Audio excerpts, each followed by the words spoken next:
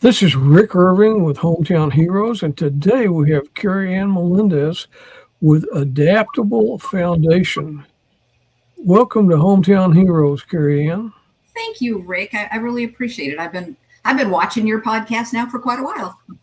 I've been watching some of the things that your Adaptable Foundation's been doing, and it's pretty interesting. But you are a Navy veteran, and Yeah. like a good person from the Navy, you're scuba diving now, and you're doing that to help other people. So we look forward to hearing more about your foundation. But just tell us a little bit about where you grew up and why you chose the Navy. Well, it seems a little counterintuitive, but I grew up in southern New Mexico in the desert, and my stepdad had been in the Navy, and it became kind of a focus. So I have two older brothers, and we all three enlisted within 2 years of each other right out of high school to go see the world. And in my case, I really, really wanted an education, and that wasn't going to happen in the normal ways it happens for people. So it was also an effort to get education. So I actually applied for Annapolis, and I would have been, had I been selected, which I was really not qualified for, but you don't know that as a 17-year-old, right? I did apply for Annapolis. It would have been the second cohort of women allowed, but it didn't happen, so I enlisted. From southwest New Mexico, you don't have much oceanfront property there, but you probably have some sand, right? Lots of sand. It's actually high desert. It's about 6,000 feet in elevation. So we got trees and high desert and no water. Okay. Except when the Arroyo runs. Yes. And you went in the Navy, and where'd you go for basic? Back in 1980, when I enlisted, women were only going to basic in Orlando. It was actually a co-ed. So the men were in Great Lakes and San Diego, and then also in Orlando where the women went. So Okay, my brother was in the Navy, and he went to Orlando, but that was probably about 1977, I think, yeah, somewhere along that. So a little bit before you, a little bit. Yeah. but and what did you do in the Navy? What kind of training did you do? So I signed up for advanced electronics. It was kind of sad, though, again, that time of enlistment and such. I got the letter. They were all excited because I qualified for nuclear power school. And then I got the letter that said, oh, wait, you're a woman. So then I regrouped and advanced electronics for CTM, cryptographic technician maintenance. So Because back then they didn't have a lot of women on ships, did they? no, so my sea duty was overseas billet is how they correlated that. So Because there's not a lot of nukes that don't go to the ships or the submarines or the aircraft carriers or something. So yeah, so early 80s, it wasn't for women to go do that. yeah. Now women get to do a whole lot more. You know, where'd you go overseas? I didn't make it overseas. I had a embassy duty in London was what I was scheduled for. And I messed up my knee. And so the Navy did surgery, and I ended up with a medical discharge due to a failed surgical procedure. That's not fun. So I didn't get to go. They actually kept my billet a couple of rollovers. But And so you didn't get to see much of the world joining the Navy. I got to see Florida. I got to see Orlando and Pensacola. Everything happens for a reason. So as much as I was so devastated and disappointed, it's all good. I wouldn't be where I am now if I'd stayed in. You sure wouldn't. I mean, you sometimes we get these roadblocks, and even though it's discouraging at the time, hmm there's a path that we go on that we think, if I'd done that the other way, where would I be today? Exactly. So I don't, now that I'm older, I don't really get too much upset about many things because, there's a reason, there's a plan. And you went. What'd you do right after you got out of the Navy? I had some minor jobs, and then because President Reagan fired the air traffic controllers for going on strike, then there were job opportunities available. And so I was, of course, applying for any kind of a federal job, and I got picked up in air traffic control. Well, was that training in Oklahoma City or in Oklahoma? Okay. Yeah, Oklahoma City. Yep. It was about 5 months. Yeah. Yeah, I had a friend that went there back then. I never did understand, Reagan fired everybody, and then because were they unionized then, or? Yeah. So the difficulty was when you sign up and you say the oath again, part of what you sign is I will not strike. And so the union at the time, it was PATCO. I guess they didn't believe that they could actually be fired for going on strike. So they pushed it far enough to they ended up, many people were fired. And then there were opportunities for the rest of us to get started. And yeah, Ronald Reagan probably wasn't a person to mess with. I think so too. Yes. So it was just a prime opportunity.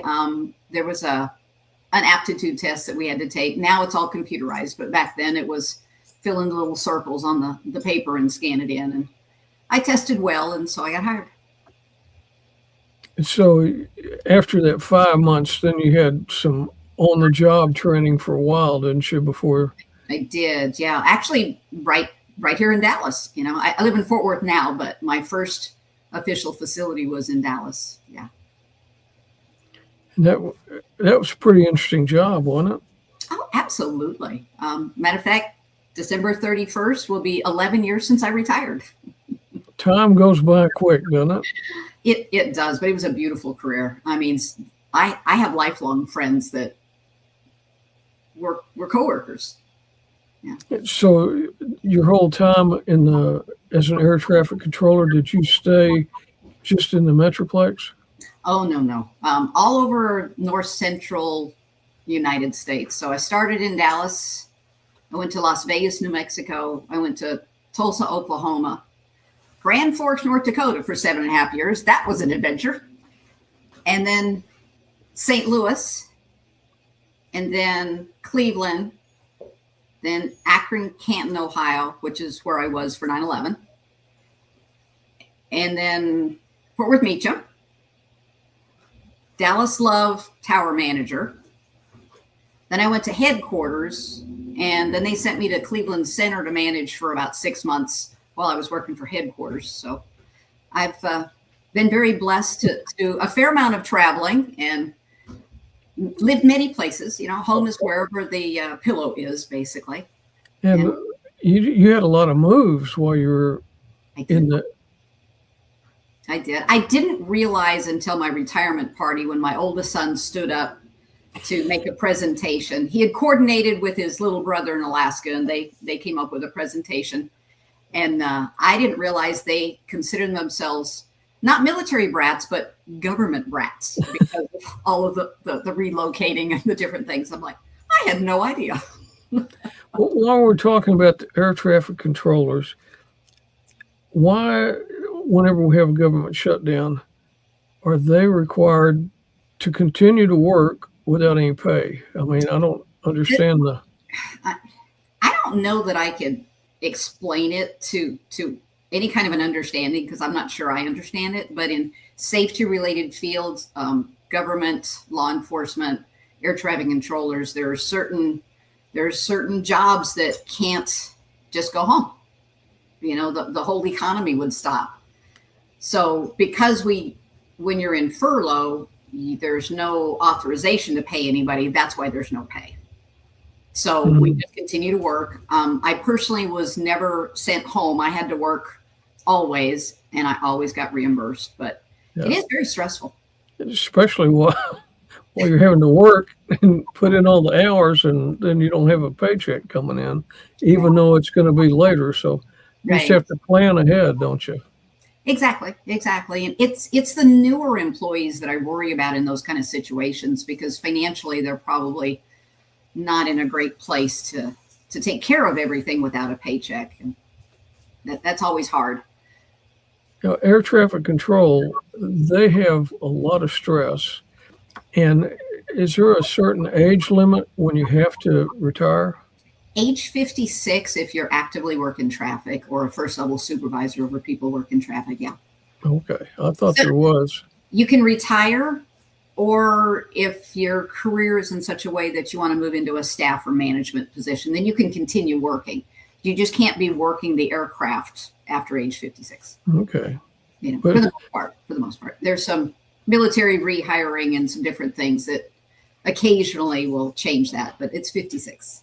but a pilot can keep a pilot can keep working past age 56. So, but interestingly, if you look back at the history, the pilots used to have to retire at 56 as well, and they lobbied Congress to change the law. And during that time period, it didn't make sense to me until I talked to some of my pilot friends. They don't have the defined benefits packages like government retirees do. So Yeah. what they needed is to get old enough for Social Security for medical coverage. So really, that was the impetus behind them getting theirs changed. Okay. Yeah, it was health insurance. So you retired 11 years ago, and what did you start doing after retirement? So, it's one of those that as a little kid in southern New Mexico, what I really wanted to do was I wanted to be an oceanographer or an underwater archaeologist would have been great fun. Again, that wasn't in my future from a financial standpoint with my family. So I always wanted to scuba dive. And I thought about it a few times while I was working, but I was raising 2 kids and 4 bonus kids, and things just don't work out like that.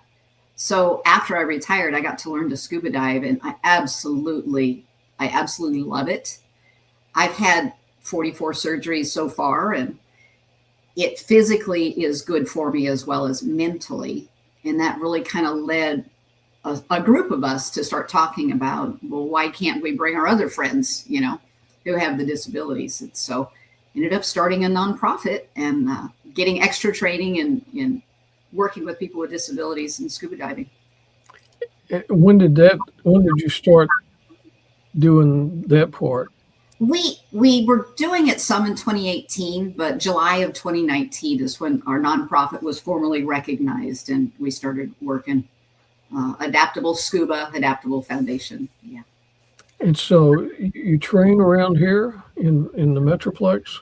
We do. So the way the certification process goes is there is an academic portion, which you can do e-learning on the computer or book learning if that's more your style. Some people learn differently. And then there's work in a swimming pool. As you learn the skills, you learn how to, clear your masks and do the things you need to do. And then there's a couple of scuba parks in the local area that we'll go to do the actual, what they call an open water evaluation, which is you take the skills that you learned in the pool and you demonstrate them in real world life in a very green, usually not clear Texas lake. But then you get that certification. You can go play in all the clear water like we love to do. How long does that training usually last?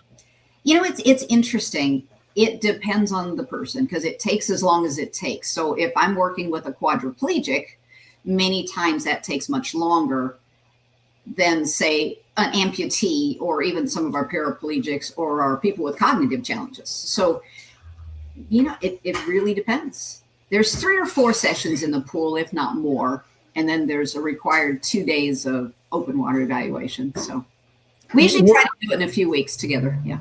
And you mentioned, like quadriplegics and amputees, and, there's quite a difference in the needs they have. Yes. And I've learned that being involved with Freedom Mobility Foundation because, we have both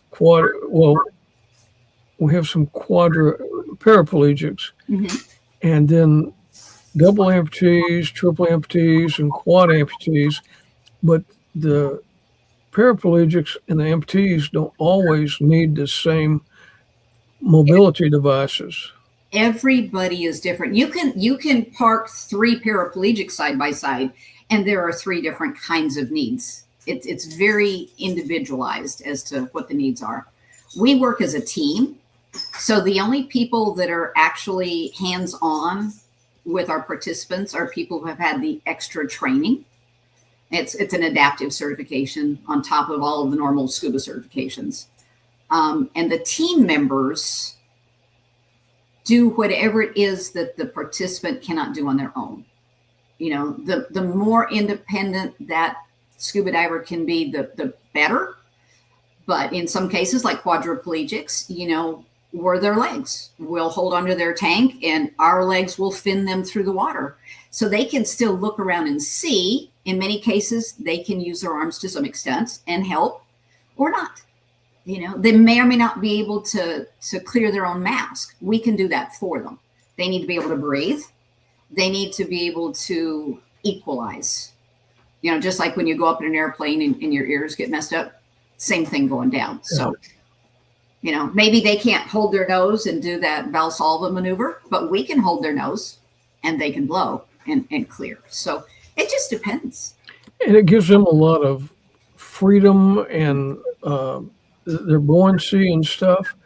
Looks like that would be helpful to them too, because they can move their, at least their limbs can move. Exactly. And that's how it's described. I mean, even I, seemingly able-bodied person, it's that freedom while floating and being neutrally buoyant. And there's another element to this that a lot of people maybe don't think about, especially for our spinal cord injury folks. There is a pain relieving type effect that happens in the water. So you can go down, 60 feet for 45 minutes kind of thing. And our spinal cord injury folks are coming up and saying, and it's anecdotal at this point because we don't know why, but they can be pain free for up to 2 weeks.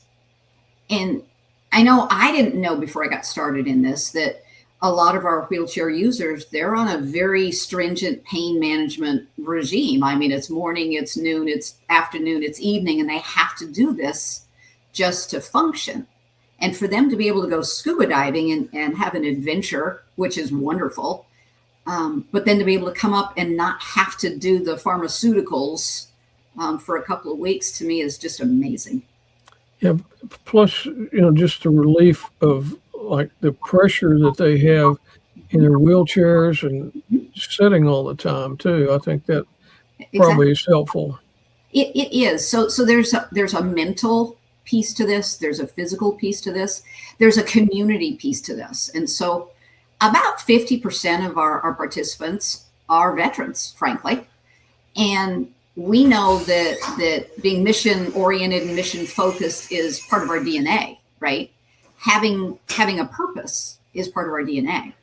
Well, with Adaptable Foundation and the team and the community of scuba divers that accept them for who they are, not for who they used to be or who they want to be, we can really support many prongs of life in such a wonderful way. And we just don't always realize that either, that there's so much healing that comes from just being around the water and in the water and part of the water.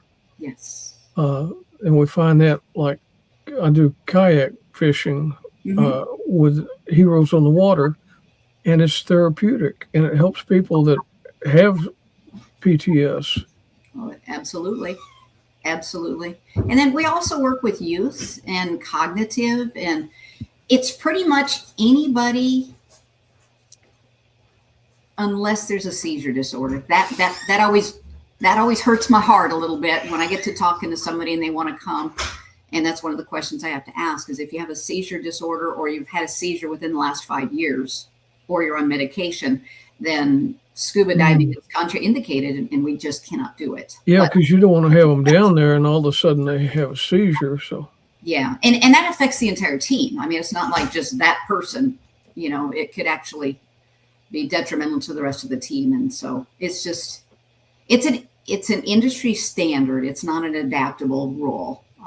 But other than that, pretty much anybody, if you've got the cognitive ability to understand to always breathe or never hold your breath, either way, if you've got that, then we can pretty well handle anything else. It may take 2 or 3 people, but that's what we're here for. Because I guess the amount of people you have on your team would be, how many people does it take to help a single amputee or a quadriplegic? So you're going to have different amounts of team members. Yes, absolutely. And how many volunteers do you currently have in your organization? Wow. Probably 60 or thereabouts. So when we have a pool event that we do at least 6 times a year, it's an all-day event. We usually have 20 people that are scuba divers and water people, and then we've got food and registration and social and all these things. So anybody can volunteer. You don't have to be a scuba diver. We can use all the help we can get. We're 100% volunteers, so please don't expect a paycheck. Yeah, you have a certain amount of activities locally, don't you, every year? Yes, yeah. This coming year in 2026, we've added on a few things. So there are 6 what we call adaptable scuba experiences, and there's the dates there, where we meet at Texas Wesleyan University. They're a partner with us. We're a community partnership, and they allow us to use their facilities because they actually have a degree program for scuba diving. You can go from 0 to instructor there. So partnering with us, I think, has been very helpful for continuity and being able to have these programs. But also then 2026, we will be doing 2 events with the Wounded Warrior Project. This is new for us. They reached out here a few months ago. And so we're putting together a 2-day event for the Wounded Warrior Project. They're going to bring in the veterans with the disabilities, up to 30, because we can do 15 a day. And so we'll do a tri-scuba, like these other 6 dates for our veterans. And then we are coordinating a 2-day open water dive in Key Largo in July with the Wounded Warrior Project. So we're pretty excited about that. We can get the information out there a little bit more, and get our veterans to be aware that this is possible. Your open water, like if you go to Key Largo, do the participants have to pay their airfare, or how does that work? So interestingly enough, for the Wounded Warrior Project, first off, the requirement is they have to be certified already. And the Wounded Warrior Project is actually picking up the tab for the veterans. We, the volunteers, will have to get ourselves there and do all that. But it'll be fun. It'll be fabulous. Your other open water, do you do some open water around the Metroplex or around North Texas or Central Texas? We can in any of the scuba parks. It's just that we prefer the clear water versus the Texas lakes. So I just got back 2 days ago from an exploratory trip to Curacao to see if we could. Matter of fact, that's the team that went with me. That's Carl. He's one of our paraplegics and also on the leadership team for the organization. And so we flew to Curacao and dove for 3 days and checked out accessibility and did all of the things. And it looks like Curacao is probably going to be on our list of locations for adaptable trips. We've got the Cayman Islands set up for August of 26 and September of 27 already. So we do trips and we have a lot of fun. You have to be certified to be in the water, but you can always come and sit on the beach too. So on this particular trip, you just took 4 people? Yes. So we've got 1 paraplegic, and you've got Charlemagne and myself and Joe. And that's because you've got to lift people with wheelchairs onto boats and out. And then, of course, in the water, you want at least 2 buddies with Carl. He's a very independent, very strong diver. But if he gets in current, the arms don't work like legs do. And so there's things that we can do to help him. But for the most part, he pretty well dives on his own after we get him on the boat, and then gravity takes him into the water. We just push him in. You don't think about having to get them in the boat with a wheelchair, and then out of the boat, help them move around in the boat. So yeah. So it takes a team, and really the bigger challenge for our international trips is the accommodations. So even here in the States, with our ADA laws, you may have 2 rooms that are wheelchair accessible in the local Hilton. If you're lucky, you might have 4. And so for us to do a group trip and be able to not have to say no to somebody because there's no wheelchair accessible rooms available, that's the bigger challenge. And in Curacao, they just built a 40-unit wheelchair accessible condo hotel kind of place. And so that's really what we were checking out. We knew the boat would work, but you have to be able to get to the bathroom and get in the showers and get to the restaurants. And many of our international locations don't work for that. And then you just have the ground transportation too that you have to coordinate, because not everybody can Uber. They show up in a little bitty car, and here you've got a wheelchair, or even maybe even one of those electric wheelchairs, and you've got to be able to transport them. That's some of the issues that we with freedom mobility have to look out for too, because if we go have some people come from out of town, staying in a hotel, they've got to have a handicap hotel, but then we have to get them around the Metroplex too. So there's a lot of moving parts to putting together something like that. And then you throw in maybe 6 people using wheelchairs, and it becomes a puzzle. But we can do it. We just have to plan ahead. Now, with the Wounded Warriors project, you're going to have more people than you normally have, aren't you? Yes. Yeah. And so will the Wounded Warriors project be helping with volunteers to get everybody moved around? Well, they're in charge of the transportation for the veterans, so they'll have to deal with that. I connected them with the hotel, with the rooms and all of that, and we'll take care of the boats. The biggest challenge for that Key Largo Wounded Warrior project is, like I said, we're 100% volunteer, and so the donations that we get to help support our mission will help support getting the buddies there for the veterans to be able to dive. Because the problem is so you've got a disabled veteran and they're certified, but they need 2 buddies. Well, I've still got to get 2 buddies there.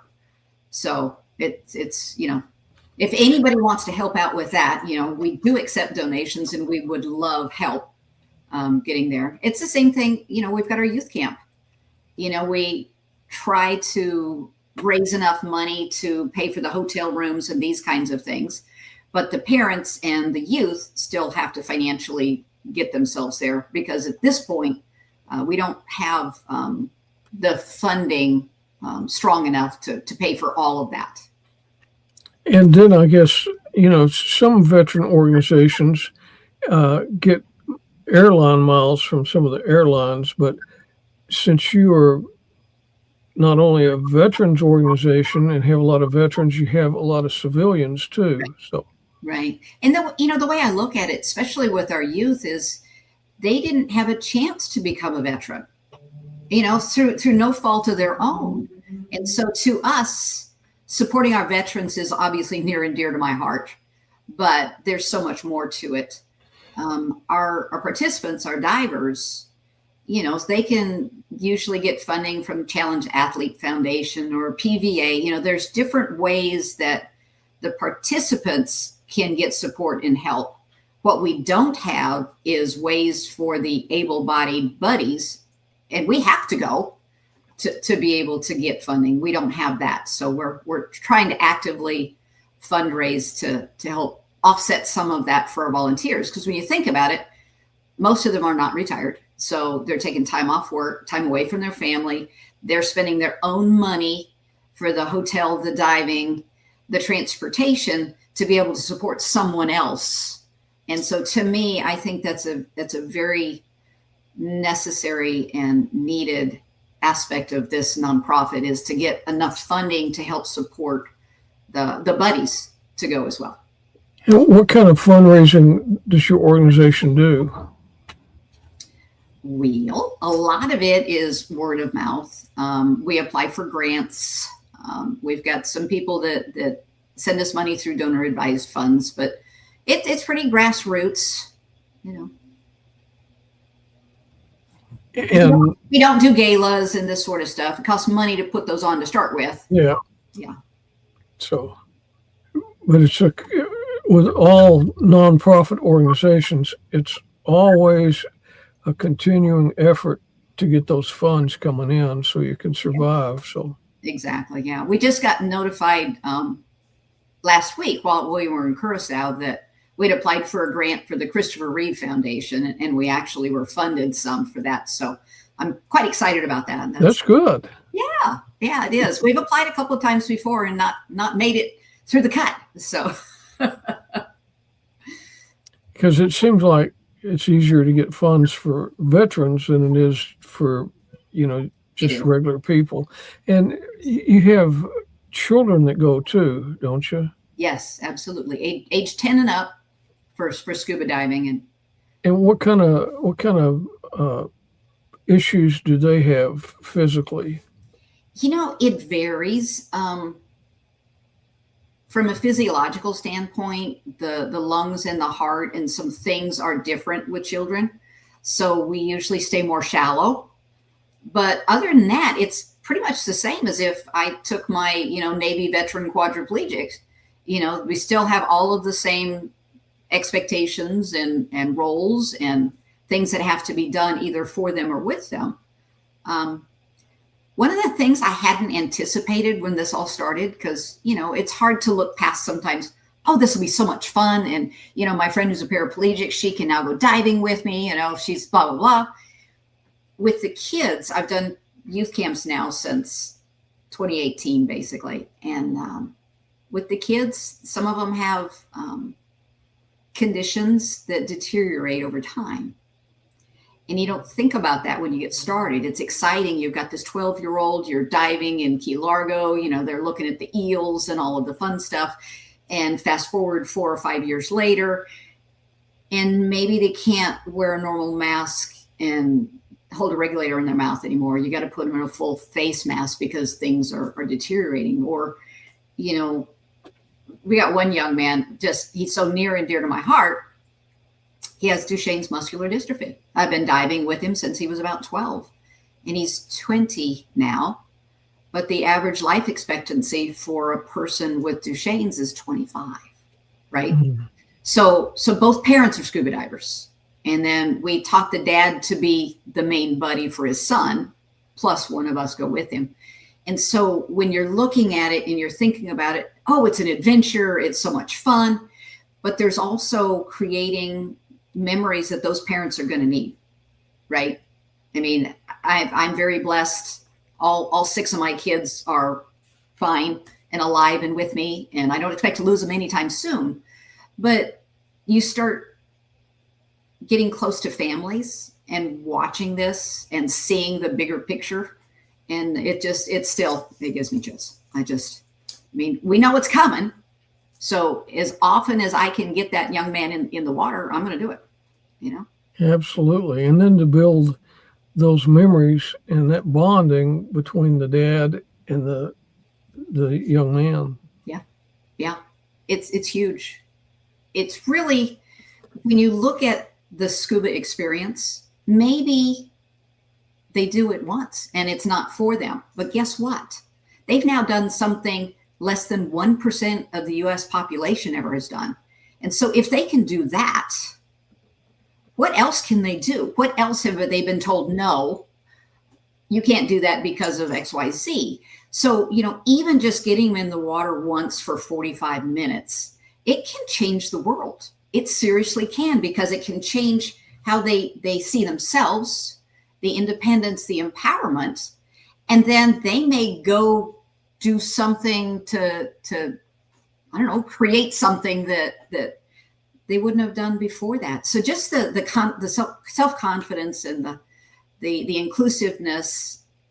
Scuba diving is a fabulous sport, and for an adaptive sport, I love equestrian and rock climbing, but this is a three-dimensional sport, and I think it really is a little different. It certainly sounds like it.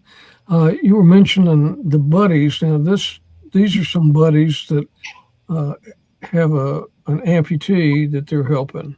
Exactly. Yeah, that's our friend Danielle. She had bone cancer and lost her leg from the knee down. And as you see, there's 3 people there.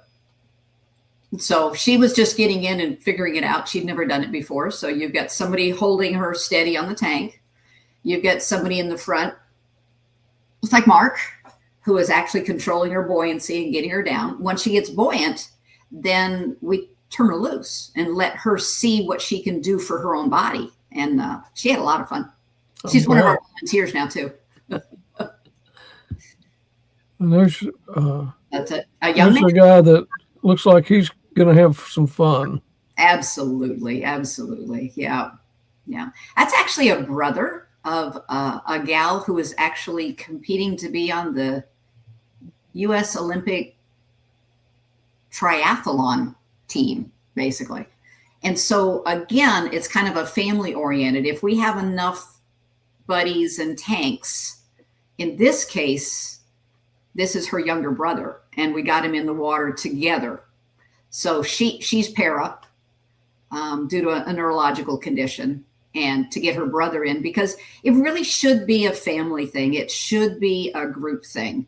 It's not just, oh, you have a disability, we take you only. It's a family, and that's important. Yeah, because the family can get involved and be part of it, Right. And then you have that support from the family, and like you said a while ago, building those memories. Absolutely. That's exactly right. And even people without disabilities, you can be certified to be a solo diver, but you go with a buddy. Being a buddy in scuba is the norm. Whenever you go like to Key Largo, do you have to have, sometimes you have to have some people go just to help the people in the hotel and things like that. Do they bring their own caregiver, or do you all act as caregivers too? So we had to be very clear in the very beginning that if you need a caregiver for non-scuba diving things, you need to bring your caregiver, because we're not going to go in and help with bathroom issues and these kinds of things. Now, obviously, if somebody falls out of their wheelchair and needs help, we're going to help. But we really try to keep it a very clear boundary with, we help with gear and cleaning gear and scuba and doing all of those things. If you need more than that, then you need to bring somebody with you. And that's an extra cost on them. But we're not trained to do that. Yeah. Yeah.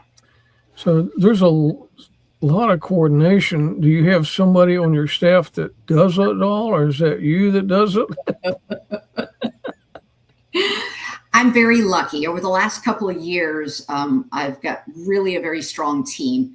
And so the control part of me has to let it go a little bit and delegate, and I'm doing better.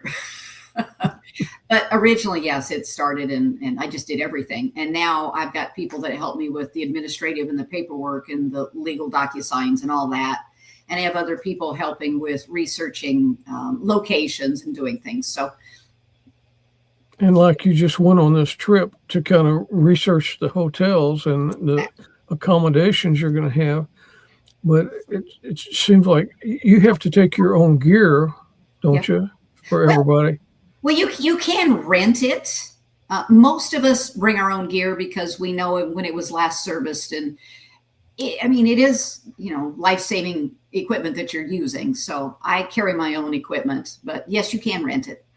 So like, you go to Aruba or someplace like that, or Key Largo, do you rent the equipment for the participants, or do you bring that too?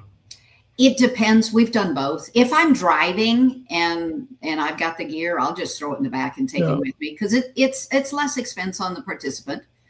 But if I'm flying, I can't do that. So it really depends where we're going.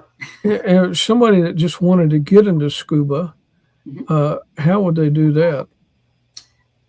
Well, a person with a disability or just a person? Just a person. Just a person. We have local scuba shops all around. And the nice thing about being the nonprofit that we are, we get referrals from a lot of the scuba businesses. When they can't handle it or don't have the skills or the certification level, they'll send them to us. But, there's International Scuba in Carrollton and Frisco, and there's Lone Star Scuba in Fort Worth. There's High Tide Scuba in Mansfield. So, depending where you're physically living, you can find a local scuba shop. They may or may not have somebody qualified to help with somebody with a disability, but they might. Yeah, I think that Lone Star, they're out off of Camp Bowie, aren't they? Yes, in that area. Yeah, I live on the west side of Fort Worth, so I pass that pretty often. So yeah, actually the vice president of Adaptable Foundation is the new owner of Lone Star Scuba. Okay, that's convenient, isn't it? It is actually. We've never had that connection before, but no, Kyle is awesome, and he just recently took over that shop. Let's take a look. And this is this that's girl? That's Danielle. Okay. And did she continue scuba diving? Is she She did not. She volunteers and helps with us on the deck. She's got some anxiety that she has not overcome yet. Okay. It takes baby steps. Like when you were asking how long does it take? It takes as long as it takes, and she's got some anxiety issues to work through. Okay. But that's important too, to have her as part of your organization to help on the deck, because she knows how to maneuver and helps other people exactly maneuver. So right. And it's like Carl, who went to Curacao. I've got Carl and Leo and Laura. They're all scuba divers, and to have them on the deck and at the events, they're great role models. And sometimes the participants may listen a little differently to them because, they both use wheelchairs or such. So it's always good to have part of the demographic be on the leadership team. Absolutely. So you do this 6 times a year when new people can come and kind of try it out? Absolutely, yes. And they can go to your website at adapt-ablefoundation.org. Right. Or there's an email or a phone number. Okay. Yeah, the first step is to get a medical clearance. It's a scuba medical clearance. And so once they get that, then we can continue in the process. And so you have to go to a doctor that specializes in that, or? No, I need a doctor who knows whatever your condition is to be able to sign off on it. And if the doctor is not familiar with scuba, which is pretty common, there's another nonprofit called Divers Alert Network, and we give them their phone number, and the physician can then coordinate directly with a specially trained doctor who's trained in scuba diving. And so any questions they might have, then they can coordinate like that. Kind of like FAA, whenever you're getting a pilot's license, you got to go to a certified doctor to do that. So yeah. So that's a little different. That's an AME, and we don't have to do that here. We just need to go to a regular doctor that knows you. If you're a spinal cord injury, go to your spinal cord injury doctor. If it's a neurological, go to the neurological doctor. Yeah. Okay. So they get that, and then just come out there. I guess they call you, and you get. Yeah. There's an interview process, so I know what to expect, and then they know what to expect. And after I get that medical clearance back in, then we have a DocuSign packet that's the liability releases and all of that, plus gathering more information, such as, especially for our cognitive folks, what kind of triggers do we avoid, what calms them. There's a questionnaire that they get to fill out as well. And when that paperwork's complete, then I'll schedule them in for a time period during one of the days that they're available. How long is a session? Is it like all day long, or? So we start at 8 a.m. unloading the trailer and getting ready. I bring people in waves in about hour and a half to 2 hour type increments, because there's no sense you showing up at 9:30 and not getting in the water till 3 o'clock. So usually a couple of days before the event, I'll send out an email with an arrival time for everybody. And, we plan about 2 hours, because you got to get there, you got to get registered, you get your adaptable shirt you get to keep, and you get to meet your team. And there's some education, some academics that has to go on. You got to get the gear fitted, you got to get the wetsuits on and fitted. And then you can get in the water for 40, 45 minutes generally.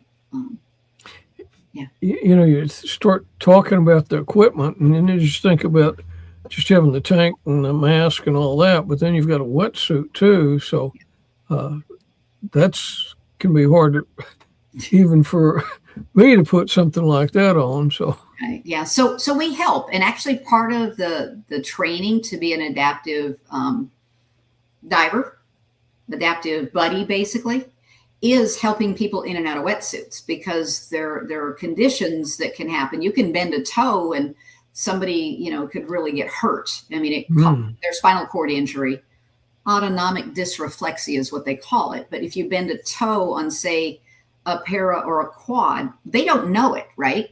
But their body knows it, and it sends a system into kind of a loop, a neurological loop, because the spinal cord is severed, so it doesn't go where it's supposed to. And so blood pressure spikes. I mean, there's all kinds of things that can happen because you pinch their little toe.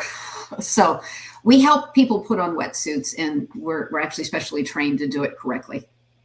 You've had to learn a lot of stuff since you first started, haven't you? I have, because this was never anything that has been in my background. Number one, running a nonprofit. Number two, a lot of the medical things, but you learn as you go. And yeah, it's keeping me young. That's what it's doing. Are there some other organizations around the country that are similar to yours?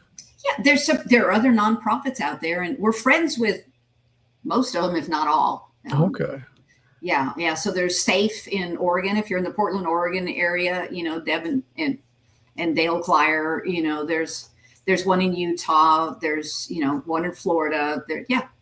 So that could help if y'all kind of share information and share, hey, we had a problem like this. How can we resolve it? So exactly. Yeah, we do a lot of networking.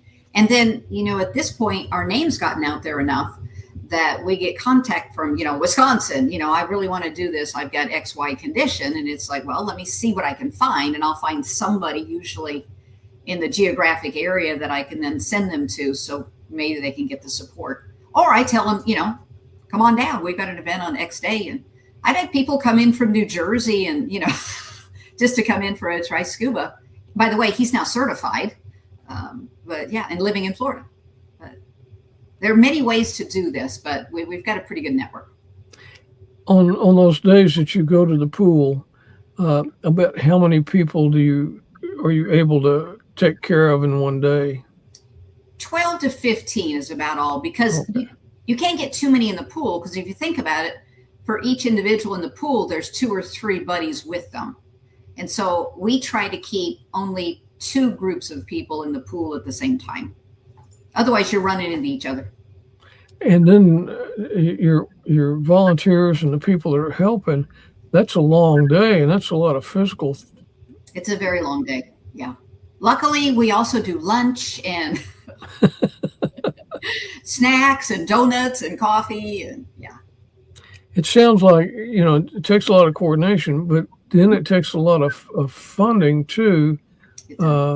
So if there are people out there, organizations out there that want to help, just visit the website, because, just like the snacks and stuff, it'd be nice if Chick-fil-A or somebody like that could, hey, we'll spring for lunch. So. Absolutely. We love people to sponsor lunch and or anything that they feel led to do.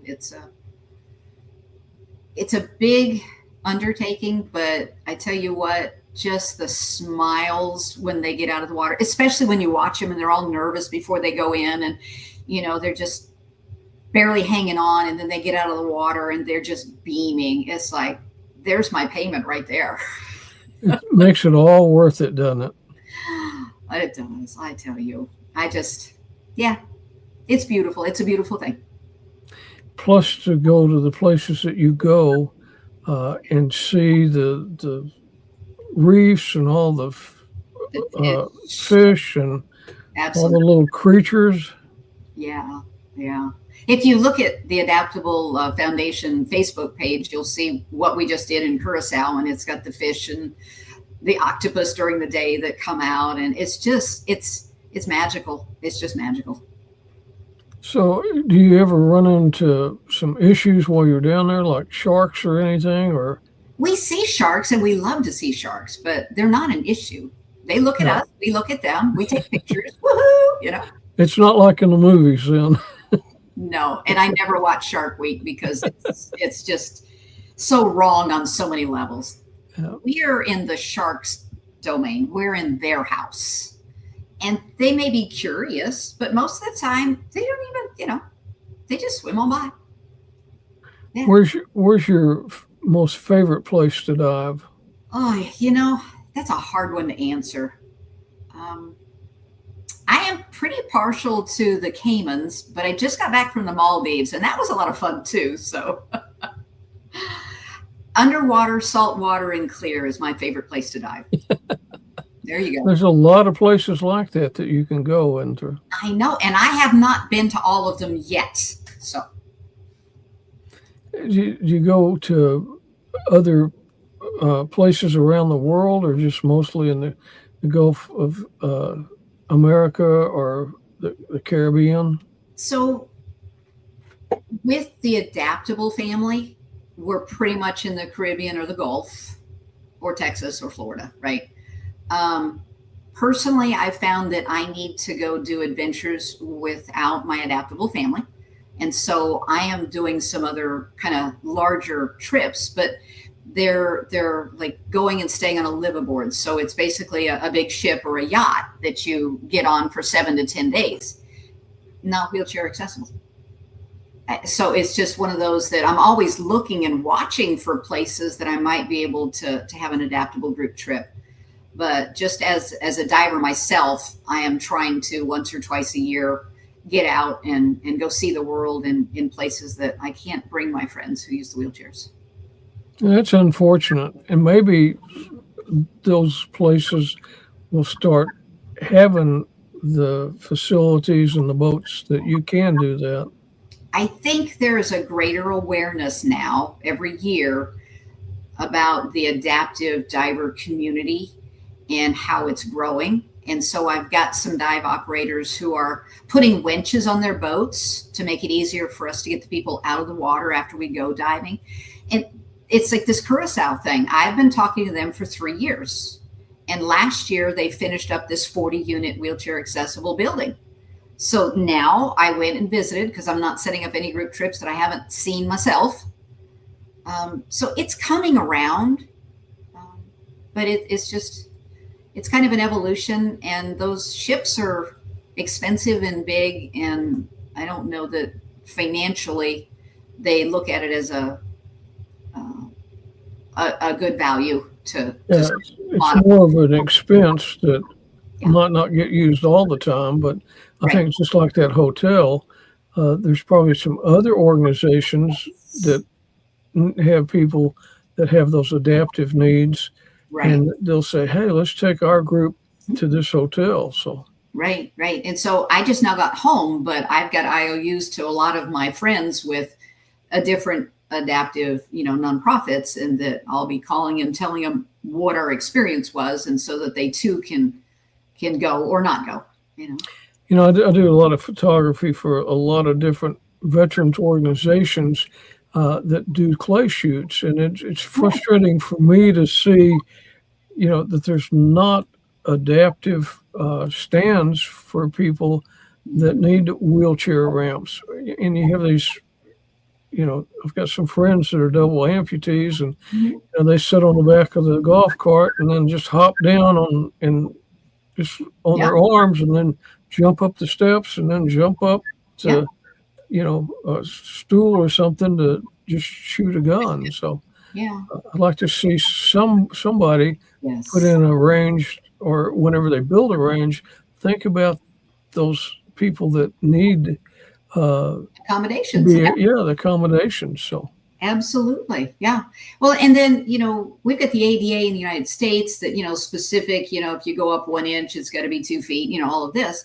We'll go outside the United States and they put in ramps, but those ramps may be like this. It's like, well, if I can get under you and push, I can get you up it.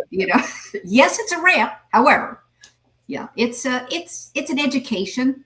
And we also do that. I mean, I've got feedback to the owners on a couple of things that could be helpful. I mean, you go in this big, fancy, brand new building and it's gorgeous. The rooms are nice, they're spacious, the bathrooms work for the most part, and you've got a microwave convection oven, but it's up here, right? I'm standing up and thinking, I don't really want to do this, right? So there's some things that we can help provide guidance and possible alternatives to the different facility managers and such. And we've seen some of them make some changes and actually make it to where it will really work.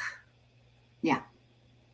and that's so important. I mean, it's a slow process to Mhm. see uh, the progress that is being made, and all the organizations out there that are helping the people that are uh, mobily impaired, like the people that we work with. So, Yes, absolutely. It's good to see. We still need to do more. I'm going to put this up again, and this is 6 times this next year Mhm. that you'll have the experience over at TWC, Texas Texas. Wesleyan University. Uh-huh. Okay, it's TWU Mhm. over in East Fort Worth, Yes. and just go to the website, or you can look here and see uh, the phone number you can call, Yes. and let's see if we can get some people in the water that can have some life changing experiences. That would be fabulous. The next event is February 15th. So contact me as soon as you can. We'll get you the medical forms. And once you get that back to us, we can get you registered. That's exciting. I'd like to come up there sometime just to look at it and take some pictures so we can tell Absolutely. some other people. That would be fabulous. And share it with your other nonprofit. And let's get more people in the water. It's really life changing. Like you said, it is life changing. Absolutely. And there's just something therapeutic about water. It is. It really is. And it being 3 dimensional, like you said, it's really, uh, you know, I think I might like to do that sometime. Well, come on, let's go. Let's. It's never too late. I You know, know it. I we've know. we've got volunteers on our team. They're late 70s and they're helping other people with disabilities in scuba diving. So don't let anybody think that age is a factor because it's really not. It's all up here, right? It is. Yes. Well, thank you so much for being a guest today, and I look forward to meeting you in person. And I think you met Mary Staffel I, uh, yes. along the way, Yes, I have. and would like to invite you to roll call. Have you been to roll call before? I've not made one of the events, Okay, but I follow you guys on social media, and like I did the Texas Ranger game with them. But okay. yeah, But you need to come and see us sometime, and I'd love uh, to. we'll try to get some of our Freedom Mobility Foundation uh, people to get in touch with you to do some diving with you too. So Absolutely. And if they want to just text me or call me at the 817, Lord, my brain went blank. Anyway, the phone number. Yeah. Yeah. Just give me a call and we can talk through whatever the concerns are. Because, like I okay, said, most anybody, it's doable. And yes, if you've got prosthetics or not prosthetics. It's really, it's not a problem. It's certainly enjoyable to watch our friends that are amputees and paraplegics and quadriplegics going out and enjoying yourself doing things just like this. Exactly. It's like why we called our camp the Yes Camp. It's youth experiencing scuba, but it's yes, because not just youth, but us adults as well. There's a lot of no's out there. And it's like, wait a minute, we can adapt and make this work. So why not? Absolutely. Well, thank you so much for being a guest today. And again, I look forward to meeting you in person and coming out there and witnessing some scuba. So It's just amazing. Yeah. adaptablefoundation.org. You can follow the link right there and find out more about it. And be sure, if you're watching this, to consider making a donation, because it takes money to do things like this. And it takes those great donors and sponsors to help get these people out in the water to change their life. Absolutely. And thank you, Rick, for having me on and helping get the message out. And yes, we're a 501c3 tax exempt organization. We can send you the appropriate letter for your taxes as well. Very good. Yeah. I'll see you soon, and thank you for your service, and thank you for all you're doing to make the world a better place. Thank you, Rick. We appreciate it. You're welcome. Bye-bye. Bye. Well, that was great. To find another organization that's out there helping people. And Mary's not with us today, but we just wish you a Merry Christmas. This week is Christmas week, so have a Merry Christmas, and we'll be back next week on Hometown Heroes. Thank you very much for being a part of it.